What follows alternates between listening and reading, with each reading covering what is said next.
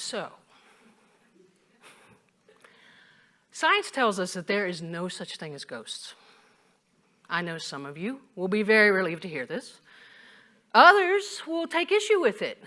I know this because every time I talk about this, every time I lecture about it, somebody will come up to me afterwards and swear they have seen a ghost or talked to a ghost. But in an academic environment, we have to bow to the absence or presence of scientific data. And despite all the years of looking by researchers, by ghost hunters, there is no hard evidence that ghosts exist. Now, this is really different from, say, Eastern cultures where ghosts are considered to be quite real.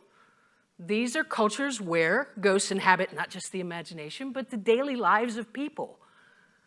In Japan, for example, people build home altars where the dead ancestors live and are offered prayer and food every day. In China, during the Festival of the Hungry Ghost, people will actually bring their clothes in to dry inside the house so that ghosts are not tempted outside to put on their shirts and walk into the house. But what we do have evidence of in the West, by which I mean Europe and countries like the US that are influenced by European tradition, is that there is a weird consistency to what people say they've seen when they say they've seen a ghost. Robert J. Kastenbaum takes us through these Western ghost tropes in his amazing book, Death, Society, and Human Experience. Here's some of these ghost tropes. There's the deathbed companion or bedside companion. This is a figure that takes the form of like an old man, like Santa Claus, or a kindly nurse, or sometimes even an angel. But when the sick person later says, "Who was that person who was hanging out by my bed?" they're told that no one was ever there. There's the warn against danger.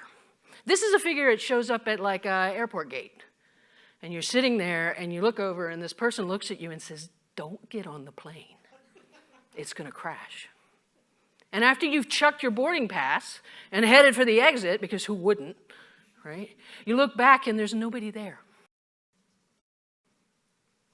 There's the comforter in crisis. This one shows up at like airport or car crashes, staying with the gravely injured person and reassuring them that help is coming. But then once the ambulance gets there and they're going in, they say, "Where was the person who was just here?" And they're told, "Nobody was here when we got here." And finally, there is the crisis apparition. This is the figure of a loved one who appears suddenly in your living room right before you get the phone call that they've died. So despite the fact that we don't have any evidence for the existence of ghosts, clearly something is haunting our bedsides and our accidents and our airport gates, right? But if it's not ghosts, what is it then? Well, I've been asking myself this question for a long time. I've been working in the field of thanatology, which is the study of death, since the mid-2000s. First as an academic and now as a death doula, end-of-life doula. I didn't start off in death work, though. I started off as a poet. So after I got my undergraduate degree, I decided to follow my heart. And I came here to VCU to do my MFA in creative writing. Here I met the remarkable poet, Larry Levis, who was a master of the elegy form, which are poems about the dead, and of fine art photography. We used to sit up in his house in Churchill over dinner and talk about both of these. These conversations about the elegy and about the weird persistence of that image you see in a photograph would become the foundations of my work. Later, I was drawn to the bedsides of the dying and to work with indigents, at the graves of indigent people. I'd come to understand through all of my study, because I ended up getting that doctorate in Interdisciplinary Humanities and Thanatology. Through all that study, I had discovered that culture didn't want us to talk about death at all, right? But I also knew that we were desperate for a place to talk about it. This is how I knew. If I was sitting next to a stranger somewhere at an airport gate or somewhere, and they'd being friendly, they'd say, "Hey, what do you do for a living?" And I'd say, "Oh, I teach." And they'd say, "What do you teach?" I started to notice that my responsive death studies were eliciting one of two consistent responses. They were either completely weirded out and had no interest in riding on the plane with me, or they started filling me up with stories. Here's one. One day I was shopping, pushing my cart through a place, and I keep seeing this older woman who is standing next to the place where they sell bicycles. And I see her next to this screaming gaudy yellow bike. And then she goes over to the bland ones that we're all supposed to buy. And I kept pushing my way through, and I'm pushing, and I see, and she's back next to the yellow one. And then she's over here, next to the age-appropriate Social Security silver bikes, And finally, on one of the passes, I just leaned into her, and I said, "Get the yellow one. You know you want to get the yellow one." And she just burst into tears. I immediately apologized. She reached over and she put her hand on my arm and she said, no, it's just that my husband who just died had a bike that was just like that. So I winced a little. I had not meant to be trodden on her grief, but at least studying death had told me what the right thing to say was, which is I said, well, then you should definitely get the yellow bike. Who cares what anybody else thinks? There are so many people, you all, who are carrying around grief like this. There's the woman who was sitting next to me in physical therapy on the exercise bike, who, when she found out what I taught, started telling me the story about a baby she had lost in the 60s. This story just like unspooling out of her like this black ribbon until she just gave in to the grief. And she said, oh my gosh, I'm so sorry. I don't know what came over me. I haven't even told my husband that story. There's the cabbie in London who, when I went to pay for my fare, he just waved me off and he said, you just had to hear the whole story of my dad dying. You already paid. It's the neighbor, the friend, the student. It's just story on story on story, right? Our lives are stories. And death is part of it. It's the end of it, depending on what you believe, but it's the part we're not allowed to tell. So if somebody like me shows up who has any degree of comfort with it at all, they will conjure the dead with words. A friend of mine once said, hey, have you ever thought of just telling people you teach accounting? Just avoid this whole thing. But I don't think I could do that. I mean, for one thing, a lie is a terrible way to start a conversation. For another, I couldn't fake a conversation about accounting to save my life, okay? And for the other, I think the least we can do is listen to each other,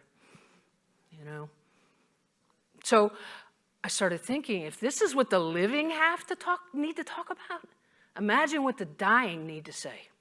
And that's what drove me to move to become an end-of-life doula. Moving finally from death as this academic pursuit to dying itself, as told by the dying, right? Their hopes, their anxieties, their experiences of it, their stories, their ghosts. Something you need to know about the dying process that you might not know. People who are nearing their death sometimes see people who aren't there. It's one of the many forms of what we call NDA, or nearing death awareness. They may also do things like, they may tell you they see heaven, but they're frustratingly vague when you ask them to describe it.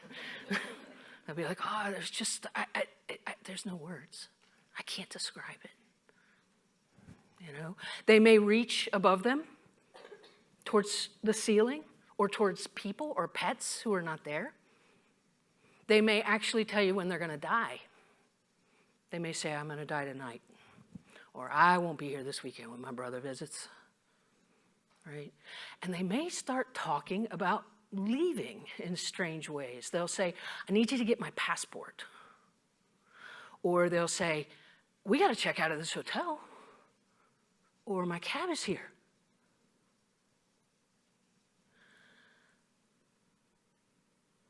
This is part of what people need to say about something they know nothing about.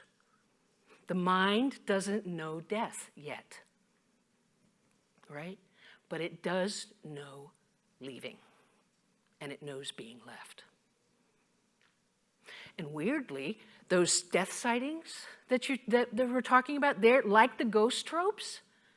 There is a weird consistency to the pattern. They start off, the further they are from death, they start off seeing strangers. And as death gets closer, the people become old friends, old neighbors. And it can be sort of predictive, weirdly. There's a common understanding in death work that once the spouse shows up, they have very little time left. So if the mind doesn't know death, but it knows leaving, it chooses to talk about this impending departure with passports and airport gates, with metaphor. The dying are incredible users of metaphor. So maybe starting off as a poet wasn't the worst thing, right? To figure out what the dying are trying to say. Maybe we're all poets in the end.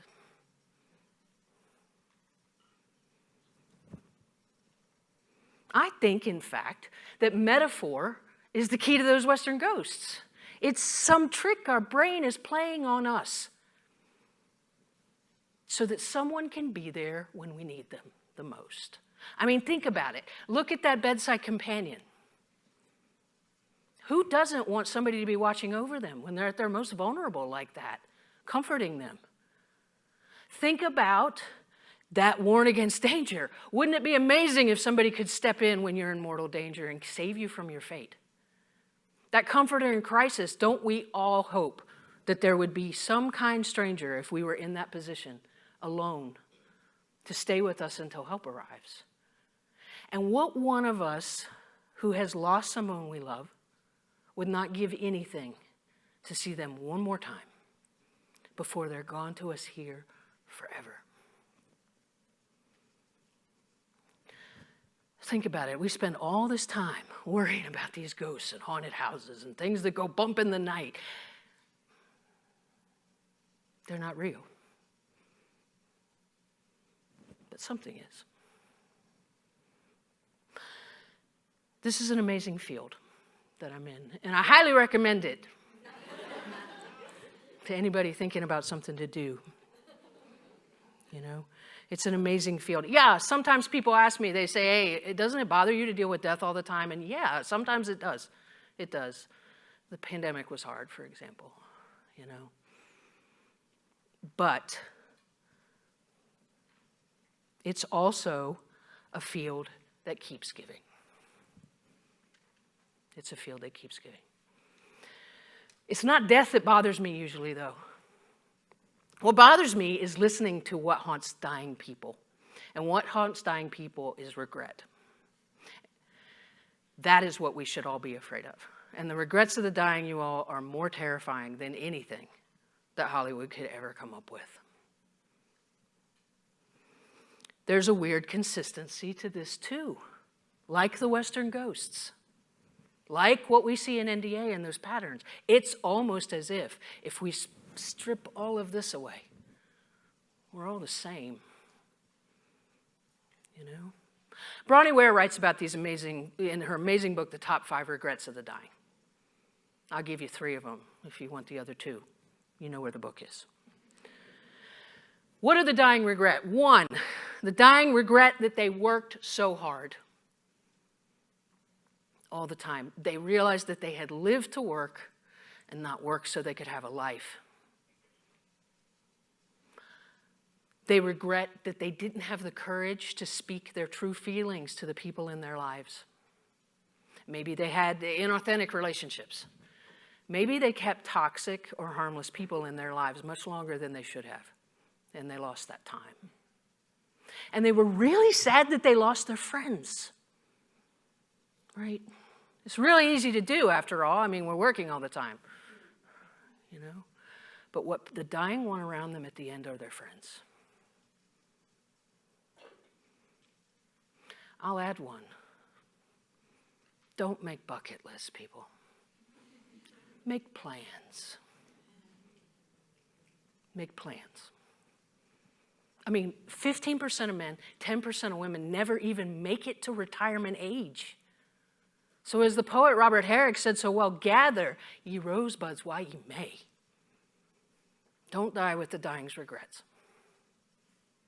I mean, your life is a story. You're writing it right now.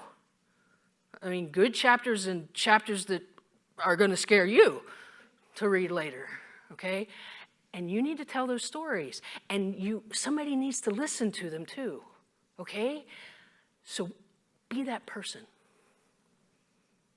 Make time and make space for people to tell those stories to you, even the ones that make you uncomfortable. Just by listening to people sometimes, you offer an amazing sense of absolution to people sometimes, or even permission. I mean, suddenly, that gaudy yellow bike is going to be perfect for somebody. May we all be less haunted